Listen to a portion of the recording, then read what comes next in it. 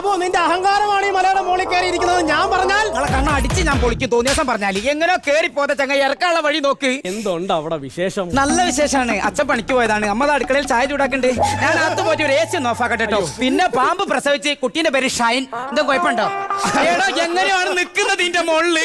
ഞാൻ ചോദിക്കാൻ വന്നതേ, നിങ്ങൾ ഇത്ര ഈ മല കയറി വന്ന സ്ഥിതിക്ക് നിങ്ങൾക്ക് എന്തായാലും എവറസ്റ്റ് കൊടുമുടി കീഴടക്കാൻ സാധിക്കുമെന്നതിൽ ഞങ്ങൾക്ക് യാതൊരു എതിർപ്പുമില്ല. അതിനുവേണ്ടി ഞങ്ങൾ എന്ത് സഹായമാണ് ചെയ്തു തരേണ്ടത്? 2 കവർ കഞ്ചാവും 1 പാക്കറ്റ് സിഗരറ്റും തന്നാൽ ഞാൻ ചാടി പാട്ടും പാടി കയറിപ്പോയി എവറസ്റ്റിന്റെ മുകളിൽ നല്ല വേള ചന്ദ്രനിൽ പോയി തൊട്ട് തിരിച്ചും വരാൻ. ഞാൻ ഭയങ്കര കോൺഫിഡൻസ് ആണല്ലോ.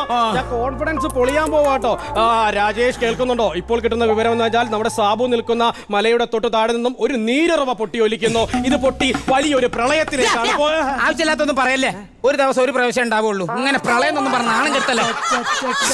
അയ്യോ സാബു, ഇപ്പോ രാജേഷ് ഇപ്പോൾ ഞാൻ നിൽക്കുന്ന മലയിൽ താഴെ നിന്നും പട്ടാളമ പോലീസോ